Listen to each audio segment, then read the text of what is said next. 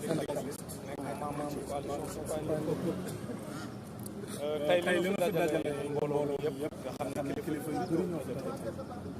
sox ko fu ne ñu mën ci lim bare ñoo xam ne li dañuy tuub moo tax tey li am solo ñu wax lu fi andi lu ñu fi andi wala ma ci damay rafetlu taxawaay ndaxte li waral coow mooy kilifa bu mag dafay bàyyee ko Alioune Badara mu am coow bi am boo xam ne yàgg naa am ci génn àdduna kilifa surtout kilifa boo xam ne dafa liggéeyal islam nekk réew France boo xam loi fii daw loi masul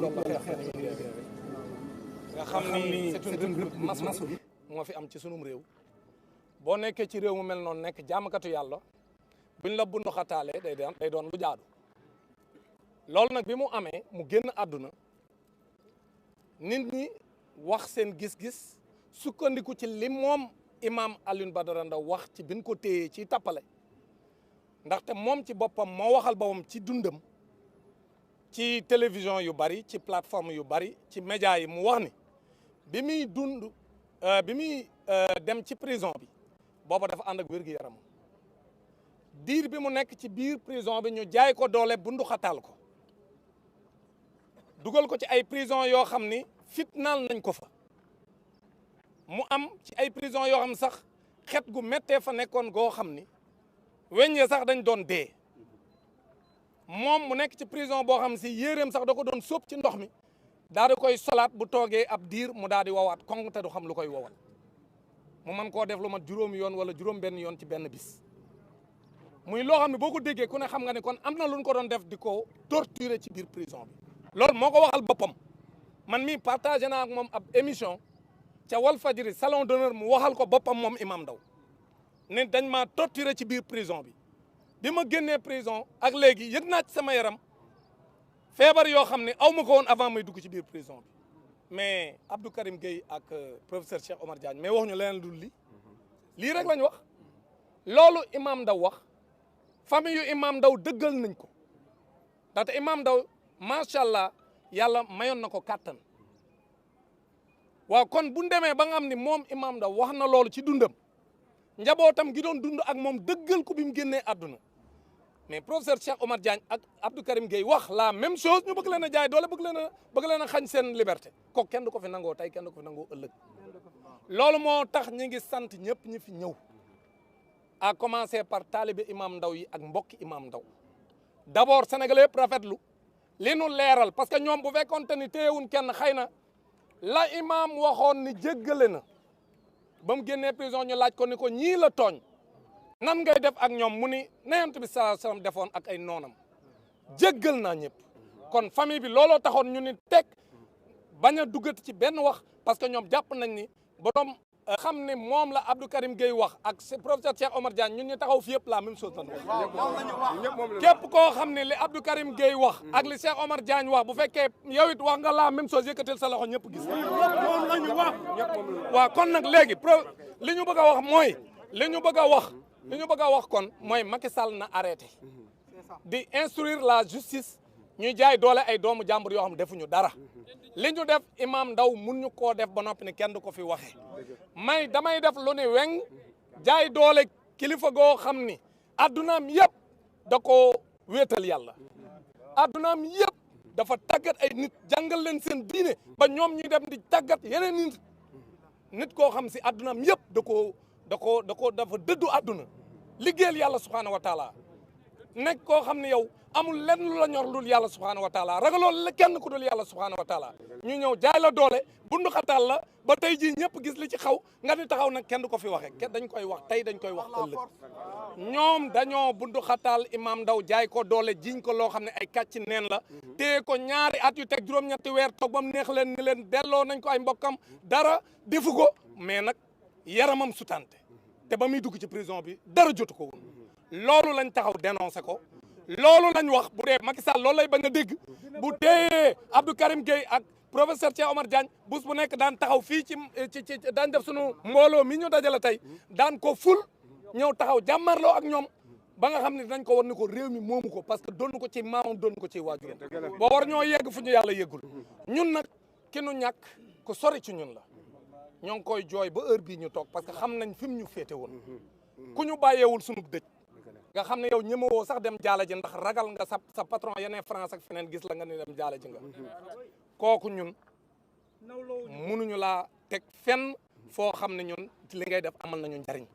ñun li nu jàpp mooy ñun imam Ndao fam ñu féete woon ñun xam nañ ko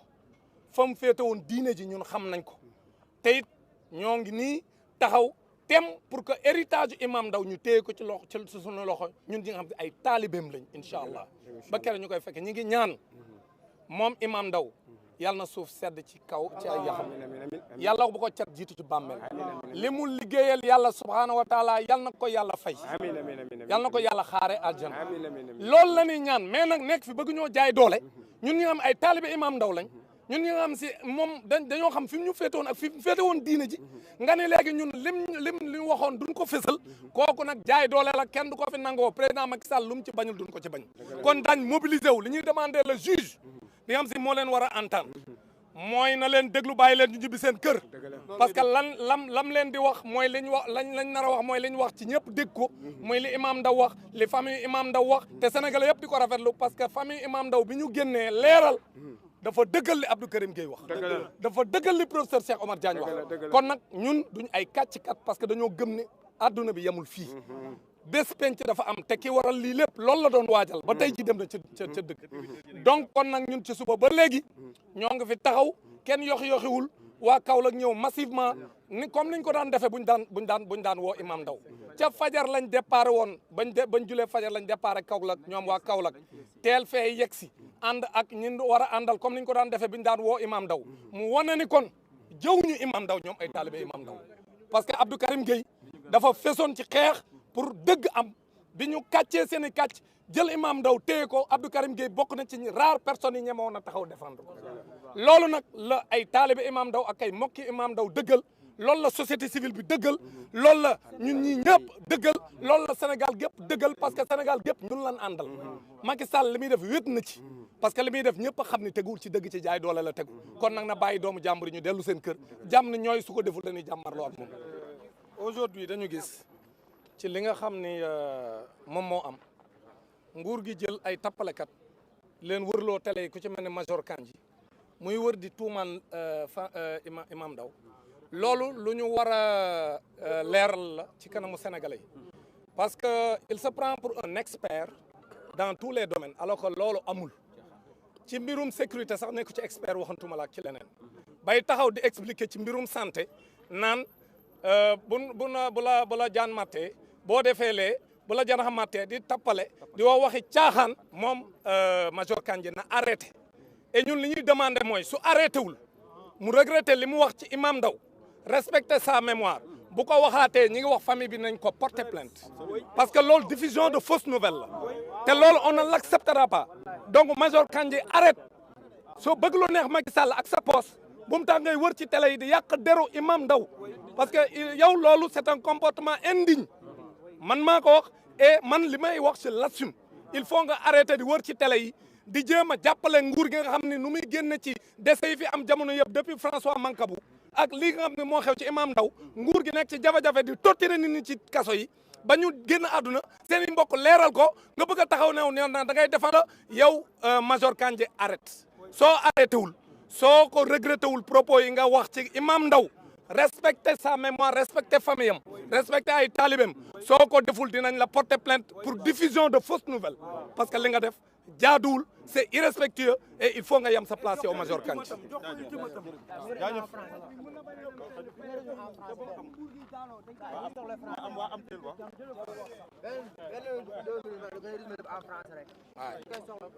waaw merci bon aujourd'hui nous sommes venus ici au tribunal pour vraiment assister nos camarades de combat que sont Cheikh Omar Diagne et Abdou Karim Gueye Xurum Xaq. Ils ont été cueillis d'abord pour Abdou Karim chez lui sans mandat d'amener, sans convocation. Manu militari, il a été convoyé au niveau de la DIC et au niveau du commissariat de Dakar. Nous avons vu également qu'ils avaient servi une convocation au professeur Cheikh Omar Diagne, tout simplement parce qu'ils disent qu'ils sont poursuivis pour diffusion de fausses nouvelles, alors qu'ils ne disent jamais quelle est la fausse nouvelle. Il n'y a pas de fausse nouvelle, tout simplement parce que le contexte est clair. Avec la disparition de Imam Alioune Badara Ndao, des choses ont été clarifiées par des proches de Imam, par des gens qui sont ses parents, par des gens qui sont ses talibés. Et nous en faisons partie. Parce que Imam Alioune Badara Ndao a toujours été une référence pour nous. Un guide religieux hors pair, un intellectuel accompli, qui a fait des investigations dans presque tous les domaines de la connaissance. C'est cette personne-là qui a servi le bon Dieu, qui a servi la Oumma islamique, qui n'a fait que apprendre le Coran et enseigner le Coran à ses disciples, et qui a réservé toute sa vie à la vénération du bon Dieu. C'est cette personne-là que le président Macky Sall et son gouvernement ont diabolisé, ont mis injustement en prison pendant 2 ans et 8 mois et l'ont acquitté tout simplement, sans coup férir, sans rendre compte de tout ce qu'ils ont fait. Et c'est cet imam-là qui a dit, pendant qu'il était vivant, que pendant qu'on l'a malmené dans les différentes prisons, il a été torturé. On lui jetait des lasers, on lui a imposé d'être dans une cellule où la chaleur était infernale. Il était même obligé de tremper son boubou dans de l'eau régulièrement pendant 5 ou 6 fois dans la journée pour pouvoir survivre dans la cellule. C'est cet imam-là également qui a dit que quand il entrait en prison, il se trouvait en bonne santé. Mais quand il est sorti de prison, il a senti que son état de santé s'est dégradé. Et ça a été confirmé par les proches parents, les membres de sa famille. J'ai partagé moi-même une émission avec Imam Ndao à Walfadjri dans une émission Salon d'honneur. Il a dit devant tous les Sénégalais qu'il a senti après la prison que son état de santé s'est détérioré. Et il a relaté les sévices et les tortures qu'il a subies en prison. Mais c'est ça que Abdou Karim Gueye et Cheikh Omar Diagne ont répété. Ils n'ont pas fait de nouvelles révélations. Ce qu'ils ont dit, c'est exactement ce que Imam Ndao a dit pendant qu'il était vivant. Et aucune enquête n'a été ouverte, aucune information judiciaire n'a été ouverte, parce que tout simplement, ils savent que pour qui connaît Imam Ndao et son rapport avec la vérité, Imam Ndao, tout ce qu'il dit, il le dit en passant au bon Dieu. Il sait qu'il y aura un jour de la résurrection. Il y aura un jugement dernier et qu'il va rendre compte au bon Dieu. C'est pourquoi tout ce qu'il a dit, il l'a dit par respect au bon Dieu. Et il l'a dit parce que simplement c'est la vérité. Et ils le savent, c'est pourquoi lorsqu'il l'a dit lui-même de son vivant, il n'y avait aucune enquête qui a été ouverte. Donc aujourd'hui que le professeur Cheikh Omar Diagne et Abdou Karim Gueye n'ont fait que relayer les propos de Imam Alioune Badara Ndao, pourquoi les maintenir en détention? Ça ne s'explique pas. C'est pourquoi aujourd'hui, tous ceux qui sont des talibés de Imam Ndao, des membres de la famille de Imam Ndao, sont venus très tôt ici à Dakar pour porter assistance à ces 2 disciples de Imam Ndao. Parce que c'est eux-mêmes qui l'ont dit pendant qu'Imam Ndao était vivant. Ils ont toujours dit qu'ils ont de l'affection de Imam Ndao. Parce que Imam Ndao dépasse sa famille biologique. Imam Ndao dépasse ses talibés seulement à qui il a appris le Coran. Tous ceux qui se reconnaissent dans le discours de Imam Ndao, qui avaient compris les enjeux du monde avec le nouvel ordre mondial, qui comprenaient que le nouvel ordre mondial combattait l'islam avec la laïcité et toutes les autres stratégies qu'il mettait en place pour affaiblir l'islam. Donc, puisque lui, c'est un pilier de l'islam, il voulait l'anéantir et aujourd'hui, ils sont arrivés à leur fin. Mais le bon Dieu est là et a tout vu. On les attend le jour du jugement dernier. Inch'Allah, et nous sommes convaincus que ce qu'ils ont fait à Imam Ndao, ils le paieront très cher. Donc nous demandons et nous exigeons les organisations de la société civile ici présentes, la famille de Imam Ndao, les talibés d'Imam Ndao de manière générale, tous ceux qui adorent Imam Ndao, et je sais que c'est l'écrasante majorité des Sénégalais adorent Imam Ndao, pour ce qu'il représente, pour ce qu'il a représenté pour la Oumma islamique. Donc nous exigeons la libération immédiate de Cheikh Omar Diagne et de Abdou Karim Gueye Xurum Xaq et de tous les autres détenus ou otages du régime du président Macky Sall. Maintenant, s'ils ne vont pas dans le sens souhaité par les talibés que nous sommes, par la famille de imams que nous sommes, par c'est un pays qui appartient à tous les Sénégalais. Il n'a pas hérité ce pays de ses grands-parents. Pure et une vérité indéniable et qu'on les libère dans la journée pour qu'ils puissent rentrer chez eux. S'ils ne les libèrent pas et imposent injustement un mandat de dépôt, nous allons nous organiser.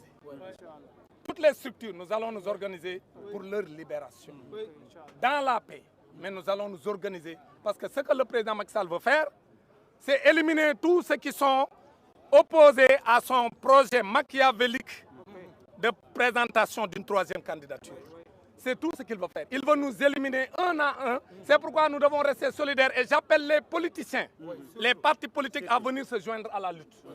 Les partis politiques, ils doivent venir se joindre à la lutte. Parce que ce que Macky Sall prépare, c'est éliminer tous ceux qui sont capables de l'empêcher à se présenter pour son troisième mandat et tous ceux qui peuvent l'empêcher d'arrêter le candidat qu'il craint. Il veut tous les mettre en prison. Et quand il mettra tous en prison, quand il va les liquider tous, certains certainement mourront en prison. Il va maintenant attaquer le candidat en 2024 à qui il a peur. Donc, nous voulons également dire qu'il y a des mercenaires qui sont dans les télévisions pour raconter des mensonges et des balivernes. Et je veux citer le major Kandi. Ce qu'il a dit sur Imam Ndao, c'est une contre-vérité. C'est un mensonge. Et nous demandons à Major Kandi de retirer ses propos. Parce que ce qu'il a dit, c'est extrêmement grave. Il s'érige en expert de tout, même aujourd'hui en expert santé, parce qu'il est manipulé, il est dans la manipulation. Et pour respect à la mémoire d'Imam Ndao, il doit retirer ses propos. Maintenant, s'il ne les retire pas, ou s'il s'aventure à les répéter à nouveau dans une autre télévision, nous demanderons à la famille de porter plainte contre Major Kandi pour qu'on puisse essayer en justice pour diffusion de fausses nouvelles, ce qu'ils veulent coller à Abdou Karim Gueye et Cheikh Omar Diagne injustement, alors que celui qui est en train de faire une diffusion de fausses nouvelles dans ce dossier, c'est ceux qui sont en train de créer des causes qui sont différentes des causes qui ont été données par le défunt Imam Ndao. Donc il faut qu'il arrête lui, Major Kandi, et qu'il comprenne que Imam Ndao a servi toute sa vie durant le bon Dieu. Et qu'il a réservé toute sa vie à la vénération de Dieu. Donc, il est trop petit pour ternir l'image d'Imam Ndao. Qu'il arrête et qu'il retire ses propos. C'est ça que nous voulons dire et qu'on demande au président Macky Sall d'aller dans le sens voulu par les Sénégalais, c'est-à-dire de respecter la mémoire d'Imam Ndao après l'avoir sacrifié dans les prisons, de vouloir maintenant mettre ces talibés en prison, ça personne ne l'acceptera. Et Abdou Karim Gueye et Cheikh Omar Diagne font partie des talibés d'Imam Ndao. Donc qu'ils libèrent les talibés d'Imam Ndao que sont Abdou Karim Gueye et Cheikh Omar Diagne s'ils veulent la paix, sinon nous allons vers la confrontation. Je vous remercie.